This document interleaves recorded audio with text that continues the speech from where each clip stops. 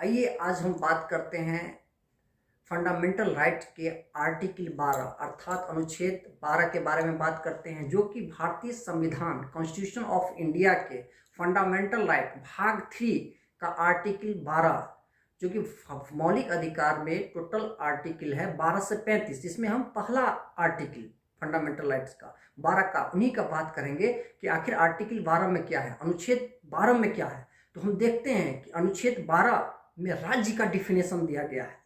राज्य का मतलब क्या होता है वो हम आज देखेंगे।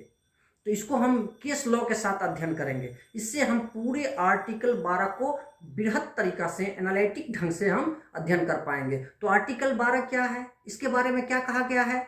तो आर्टिकल 12 का मतलब है कि इसमें गवर्नमेंट ऑफ इंडिया यानी भारत की सरकार का मीन्स आर्टिकल 12 यानी वो अपने आप में राज्य है। पार्लियामेंट ऑफ इंडिया अर्थात भारत की संसद, तमाम स्टेट गवर्नमेंट, उनकी लेजिस्लेचर, ये अपने आप में आर्टिकल 12 है, यानी ये सब द स्टेट है या राज्य है। लोकल अथॉरिटी जो स्थानीय प्राधिकारी कहते हैं, इस लोकल अथॉरिटी में क्या क्या शामिल होते हैं। अब देखिए, लोकल अथॉरिटी आ गया, स्थानीय प्राधिकारी जिसको कई नामों से जानते हैं, जैसे नगर पालिका कहिए, स्थानीय स्वशासन कहिए, वो सब लोकल अथॉरिटी हुआ। इसमें म्यूनिसिपैलिटी आते हैं जो नगर पालिका, डिस्ट्रिक्ट बोर्ड आते हैं जिसको जिला परिषद कहा जाता है, इम्प्रूवमेंट सेटलमेंट जिसको हम सुधार न्यास कहते हैं, वो भी वो भी लोकल अथॉरिटी है। इसके अलावे आप देख सकते हैं सुधार न्यास परिषद, जो न्यास परिषद होते हैं वो भी इसमें शामिल हो गए।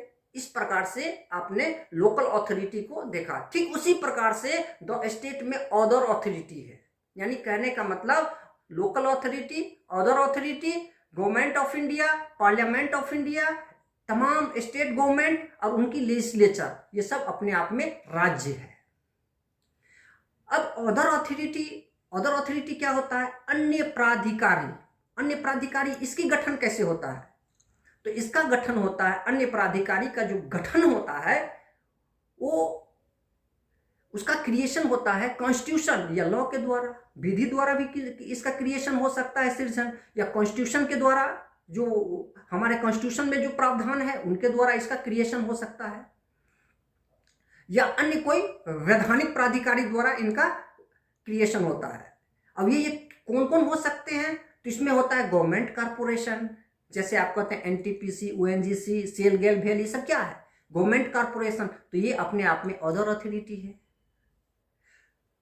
इसके अलावा होता है स्टेट्यू कॉर्पोरेशन, ये भी आपको अदर अथॉरिटी होता है। इसके रजिस्टर्ड सोसाइटी जो कि पब्लिक इंपोर्टेंस के लिए कार्य करते हैं, तो ये क्या हो गया, अदर अथॉरिटी। ये अदर अथॉरिटी, अन्य प्राधिकारी, जहां आप सीधा सी बात समझ सकते हैं कि जहां आप आरटीआई का प्रयोग कर सकते हैं, राइट टू इंफॉर्मेशन का प्रयोग कर सकते हैं।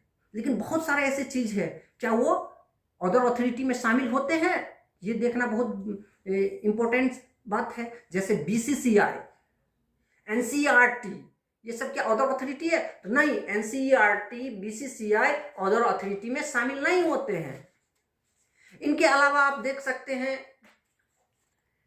कि अदर अथॉरिटी, पहले अथॉरिटी होता क्या है, तो अथॉरिटी का काम होता है, प्राधिकारी का काम होता है जो विधि है, आदेश है, विधियांग है, उपविधियांग है, उनको निर्मित करना या उनको प्रवर्तन करने की शक्ति इसमें शामिल होता है, वो अथॉरिटी कहलाता है। बहुत सारे वाद है। इसमें एक आता है जुडिशियरी, न्यायपालिका। क्या न्यायपालिका अदर अथॉरिटी है, क्या वो अपने आप में राज्य है। तो AR अंतुले वर्सेस RS नायक के वाद में कहा गया कि जुडिशियरी जो है वो आपको अदर अथॉरिटी में शामिल है, यानी वो स्टेट है। चूंकि इस वाद में, इसमें हेल्ड में कहा गया, जजमेंट में कहा गया, उन्होंने जो प्रेक्षण किया, उसके प्रेक्षण से एनालिसिस करने के बाद निकला कि जुडिशियरी, न्यायपालिका भी अदर अथॉरिटी। तो अदर अथॉरिटी में हम देखेंगे कि क्या इसको हम वाइडर सेंस में लेंगे या नैरो सेंस में। तो इसमें ही भी एक जजमेंट है, मद्रास यूनिवर्सिटी वर्सेस शांताबाई का प्रकरण। तो शांताबाई के प्रकरण में इसमें कहा गया है कि जो अदर अथॉरिटी है उसको इजस्डम जेनरिस के रूप में प्रकट किया जाना चाहिए, निर्वाचित किया जाना चाहिए। लेकिन इजस्टम जेनरिस क्या है? तो इजस्टम जेनरिस का मतलब होता है कि आपको उस चीज को संकीर्ण रूप में अभिव्यक्त करना चाहिए, संकीर्ण यानी नैरो साइंस में अभिव्यक्त करना चाहिए। लेकिन अब अदर अथॉरिटी को हम नैरो साइंस में अभिव्यक्त करेंगे तो मुश्किल खड़ा हो गया। इसके बाद Ujjam Bai versus state of UP का प्रकरण आया। इसमें इजस्टम जेनरिस को क्लियर किया गया कि भाई इजस्टम जेनरिस क्या है। तो इसमें बताया गया कि जो मद्रास यूनिवर्सिटी वर्सेज शांताबाई के प्रकरण में इजस्टम जेनरिस को संकीर्ण निर्वाचित किया गया था, उसको कैंसिल करते हुए, वॉइड करते हुए कहा गया कि नहीं, इसको बृहत पैमाने में, वाइडर सेंस में अभिव्यक्त करना चाहिए, बल्कि इजस्टम जेनरिस के रूप में इसे अभिव्यक्त निर्वाचित नहीं किया जाना चाहिए, बल्कि वाइडर सेंस में अभिव्यक्त करना चाहिए। तो इस प्रकार से हम लोगों ने देखा other authority, local authority, government of India, parliament of India, तमाम स्टेट गवर्नमेंट सरकार, वहां की लेजिस्लेचर, ये सब मिलके राज्य का गठन करते हैं, यानी 2 स्टेट बनते हैं। यही आर्टिकल 12 है। That's all.